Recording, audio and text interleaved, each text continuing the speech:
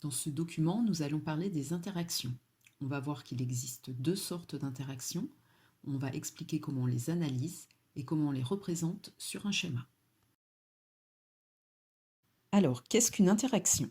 Une interaction, c'est lorsque deux objets agissent de façon réciproque l'un sur l'autre, c'est-à-dire qu'ils exercent une force l'un sur l'autre simultanément. Alors, il existe différents types d'interactions. Je vais vous parler tout de suite de l'interaction magnétique et puis de l'interaction électrostatique. Alors, en ce qui concerne l'interaction magnétique, c'est la force qui s'exerce entre deux aimants. Lorsque deux aimants sont proches, il peut se passer deux choses différentes. Un aimant est constitué de deux pôles, un pôle nord et un pôle sud. Si on approche face à face un pôle sud et un pôle nord, les deux aimants vont s'attirer. Si on approche un pôle nord d'un autre pôle nord, les deux aimants vont se repousser. Et si on approche un pôle sud d'un pôle sud, les deux aimants vont se repousser aussi. Alors, posés sur de l'eau, deux petits bateaux, un jaune, un vert, avec dans chacun d'eux un aimant. Lorsque j'approche les deux aimants, ils se repoussent, ils sont en interaction magnétique. L'aimant jaune repousse l'aimant vert repousse l'aimant jaune.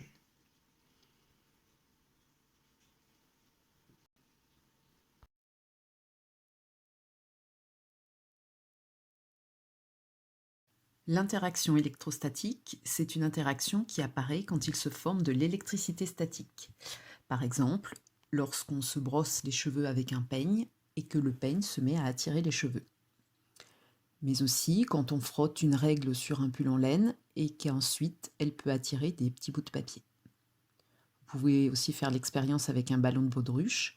Vous le gonflez, vous le frottez sur un pull en laine et si vous l'approchez de vos cheveux, il va les attirer. Vous pouvez aussi le lancer au plafond et il va rester collé.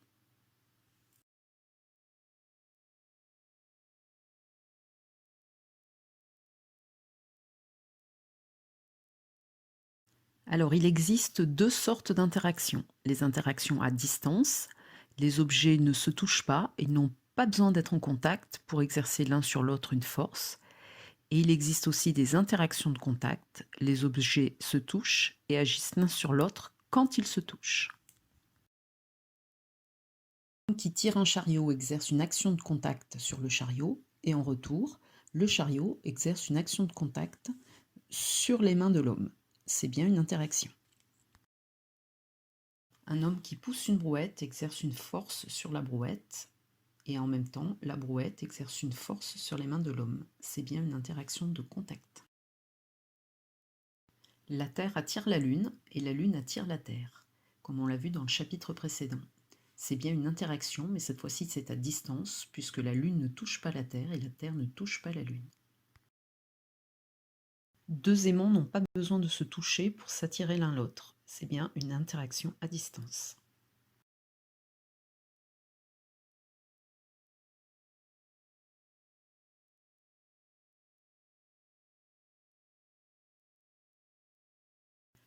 Pour représenter les interactions entre différents objets, on dessine ce qu'on appelle le diagramme objet-interaction.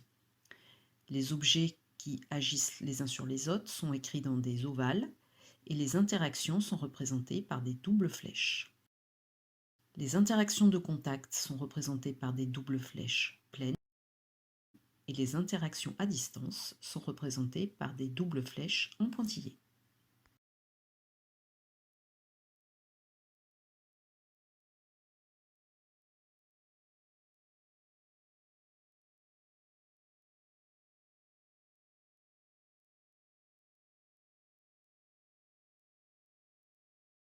Pour dessiner le diagramme objet-interaction d'une trousse posée sur une table, il faut commencer déjà par trouver les objets qui interagissent avec la trousse.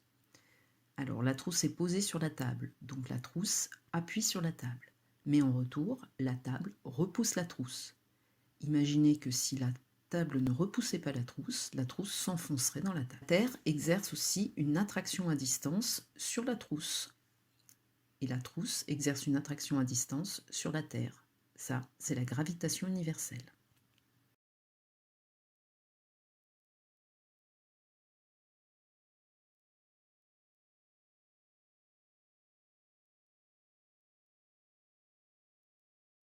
Le ballon est posé sur le sol, donc le sol agit sur le ballon et le ballon agit sur le sol.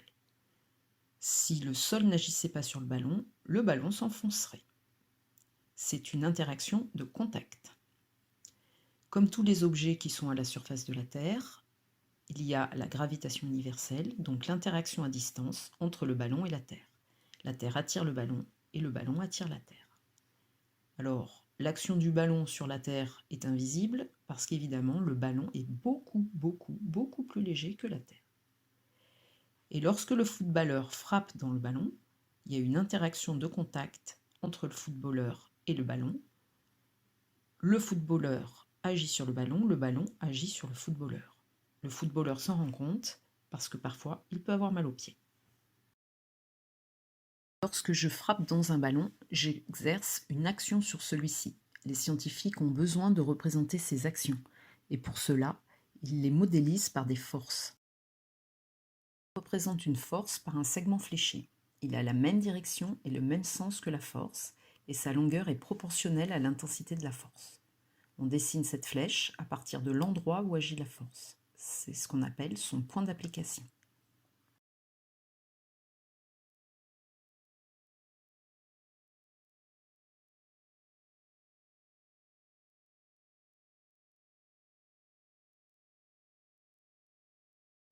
À gauche, vous avez le diagramme objet-interaction de la personne qui saute. Donc cette personne, elle saute à l'élastique, donc l'élastique agit sur cette personne. C'est une interaction de contact. L'élastique retient la personne et la personne tire sur l'élastique. Et la gravitation universelle qui fait que la Terre attire la personne et la personne attire la Terre, c'est une action à distance. À droite, on a la représentation de la force. Donc le point d'application, c'est l'endroit où l'élastique est accroché au pied du sauteur. Le sens, c'est vers le haut, la direction, c'est vertical. La direction suit l'élastique tendu. Le sens, c'est vers le haut, puisque l'élastique fait remonter la personne. Nous sommes en train de dessiner la force exercée par l'élastique sur la personne. À gauche, vous avez le diagramme objet-interaction de la personne qui saute. Donc cette personne, elle saute à l'élastique, donc l'élastique agit sur cette personne. C'est une interaction de contact. L'élastique retient la personne et la personne tire sur l'élastique.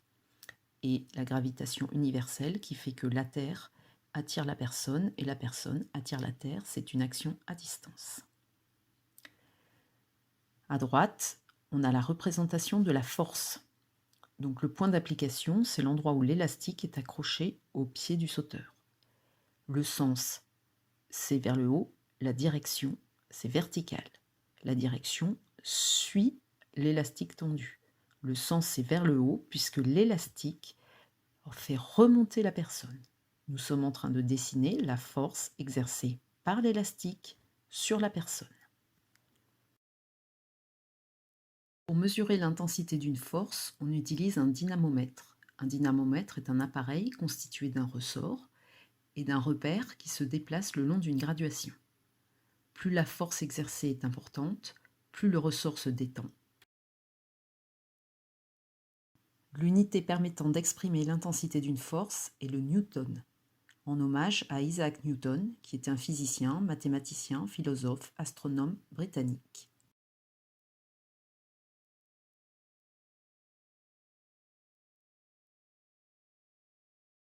On va représenter la force exercée par la fille sur le garçon.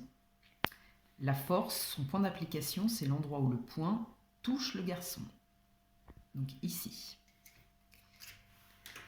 Ensuite, la force, elle s'exerce dans le prolongement du bras.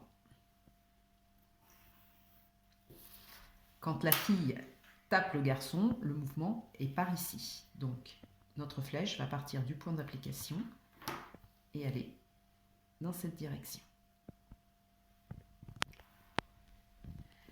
Alors ensuite, notre échelle, c'est 1 cm pour 10 newtons. Sachant que notre force, c'est 40 newtons, je fais une flèche de 4 cm.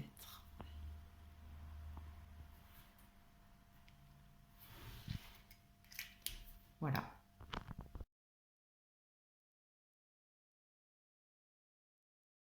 exerce une force sur un objet, on peut soit le mettre en mouvement, soit modifier sa vitesse, ou bien modifier sa trajectoire. Quand on exerce une action sur un objet, cela peut le déformer, comme le tamis de la raquette et le visage du boxeur.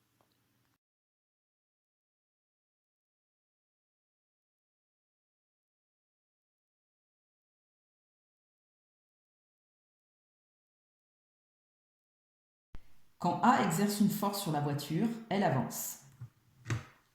Quand B exerce une force sur la voiture, elle recule. Si A et B exercent une force de même intensité, de même direction, mais de sens opposé, la voiture reste immobile, elle est en équilibre. Si B exerce une force d'intensité supérieure à A, la voiture recule.